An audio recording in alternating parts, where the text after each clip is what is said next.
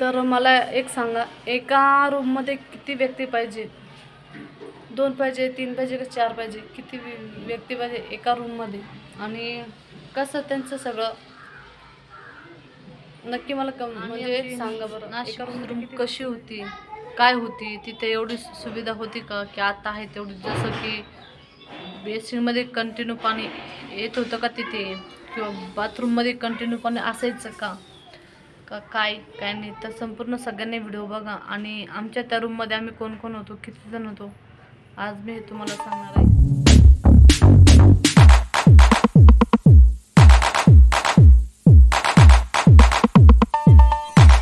तर हॅलो, हाय, नमस्कार. तुमचं परत एकदा नवीन व्हिडिओमध्ये स्वागत आहे. कारण की इथं पाण्याची मोटर लावली होती घरमालकीने, तर जास्त आवाज येत असल्यामुळे मी म्हणजे व्हिडिओ स्टॉप केला. तर तुम्हाला आता सांगते, ज्यावेळेस मी नाशिकला होतो त्यावेळेस म्हणजे 1 वर्ष कोणीच नव्हतं आमच्यामध्ये. फक्त मी, माझा भाऊ आणि माझे मिस्टर आणि माझा मुलगा, आम्ही 4 जण असे त्या रूममध्ये होतो. आणि आम्हाला तिकडं भाडं होतं 3.5 म्हणजे 2,500 रुपये पहिले भाडं होतं आम्हाला. आणि मग त्याच्यानंतर 8-9 महिन्यांनी मग माझा छोटा भाऊ आला. म्हणजे माझा सगळ्यात छोटा भाऊ आहे तो आला. म्हणजे त्याला कंपनीत काम करायचं होतं, जॉब. तर जॉब करायचा असल्यामुळे मग तो तिथं आला. म्हणजे आता आम्ही किती झालो, 5 जण झालो, जे मुलगा वगैरे धरून. सगळ्यात मोठे व्यक्ती म्हणजे मी, माझे मिस्टर, माझा भाऊ आणि परत एक भाऊ म्हणजे माझा. तर आम्ही असे त्या खोलीमध्ये मोठे व्यक्ती होतो 4. मग तो आला. आणि त्याच्यानंतर परत एक भाऊ आला, म्हणजे तो काकाचा मुलगा आला होता, बरोबर आहे. तो एकदा आला, तो आला. आणि त्याच्यानंतर मग जसे आम्ही एका रूममध्ये 5 जण होतो. असं म्हणजे थोडं दिवसानंतर आले, पण आले एकत्र. आम्ही रूममध्ये किती जण असायचो तिथे? 5 जण. म्हणजे 5 मोठे व्यक्ती त्या घरामध्ये 5. आणि रूम अशीच होते, हॉल, किचन. फक्त ह्या खोलीपेक्षा थोडीशी छोटी असेल.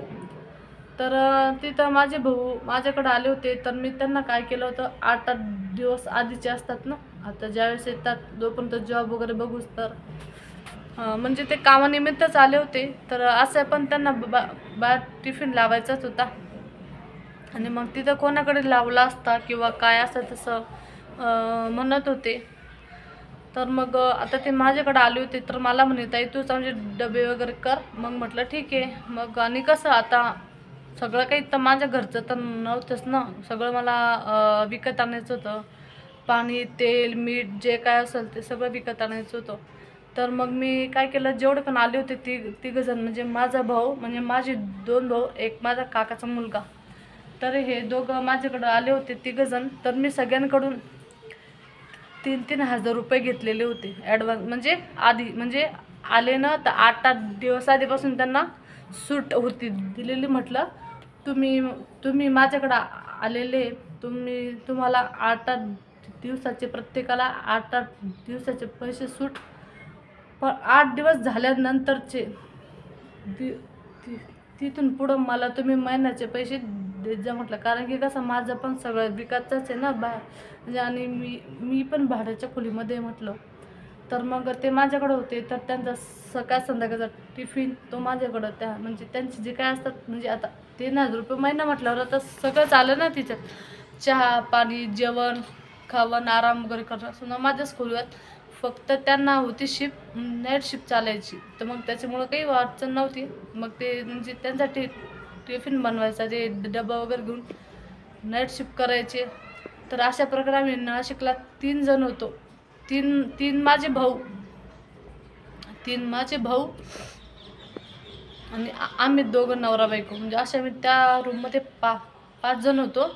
आणि तिथे पाणी कसं, म्हणजे नळाला कसं पाणी येतं आपलं कंटिन्यू, थोडंसं अर्धा तास 1 तास. तर तिथे 1 तास भेटायचं आम्हाला. आणि तिसऱ्या दिवशी पाणी भेटायचं. जो 200 लिटरचा हे असतो का बॅलर, ती मोठी टाकी, बघू तुम्हाला दाखवते. अशा प्रकारच्या टाक्या असतात बघा. तर अशा प्रकारची टाकी आम्हाला भरावं लागायची पाण्याची. आणि जे काय आपल्या घरामध्ये भांडे होते, हंडे वगैरे, स्टीलची टाकी, किंवा अजून काही टप वगैरे घेऊन ठेवतात, ते साड्यांवरती येतात बघा टप. तर मग ते टप वगैरे म्हणजे पिण्यासाठी भरून ठेवायचे. तर अशा प्रकारे तिथं माझी खोली होती आणि आम्ही 2,500च्या खोलीमध्ये एक होतं किचन पण चांगलं मोठं किचन होतं, काही प्रॉब्लेम नव्हता. माझ्याकडं जवळजवळ त्यावेळेस भरपूर लोक येऊन गेली किंवा पाहुणे, म्हणजे हेच लोक म्हणजे पाहुणेच 3-3, 4-4 जण. तर आरामाने तिथं राहायचे बिंदास, कोणाला काही म्हणजे टेन्शन नव्हतं. आणि घरमालक पण खूप छान होते, त्यांचं काही टेन्शन नव्हतं कशाच्या बाबतीतच. तर चला, आजचा व्हिडिओ कसा वाटला नक्की कमेंट करून सांगा. व्हिडिओ आवडल्यास लाईक करा, शेअर करा, सबस्क्राईब करा. तर हे सांगायचं होतं मला की मी नाशिकमध्ये आमच्या इथं कोण कोण होतं. तर हे सांगायचं होतं तुम्हाला की त्या 2,500च्या रूममध्ये आम्ही एका घरामध्ये किती जण होतो. तर आम्ही एका घरामध्ये होतो 5 जण. आणि तिथं तिसऱ्या दिवशी जे नळाचं पाणी असायचं ना, काय म्हणतात त्याला, कॉर्पोरेशन का काय, ते कंपनीच्या याला ते हे करतात बघा. तर तिकडनं सगळ्यांना पाईपलाईन एकसारखीच होती. तर पाणी छान होतं, जार वगैरे घ्यायचं काही काम पडायचं नाही तिथे. पण तिथे मी 6 वर्ष एकदम छान काढले, व्यवस्थित काढले. तर चला, आजचा व्हिडिओ कसा वाटला नक्की मला कमेंट करून सांगा. आणि अजून पुढचा टॉपिक मी लवकरच घेऊन येणार आहे. तर सगळ्यांनी प्लीज माझ्या लॉंगवाल्या व्हिडिओना सपोर्ट करा. आणि व्हिडिओ तुम्हाला कसा वाटला नक्की कमेंट करून सांगा. आणि म्हणजे तिथं हे असं म्हणजे टाक्यांमध्ये पाणी भरून ठेवायचं, प्यायचं पाणी भरून ठेवायचं. मग तिथं अजून मी याच्या पुढे पण भरपूर काही की म्हणजे माझ्या म्हणजे घरी बसून पण मी भरपूर काही कामं केलेले.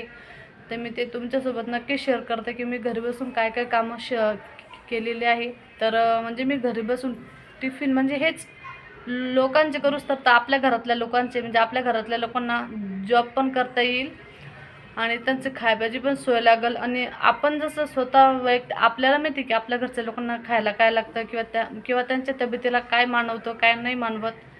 तर अशा पद्धतीनं मी माझ्या 3 भावांचा डब्बा करायची. आणि खोटं कशाला, विकत म्हटलं मग आता सगळ्याच गोष्टी विकत घ्यावं लागतं ना, कशाला. आता आपण खूप तर 8 दिवस कोणाच्या पण इथं असतो, बरोबर आहे.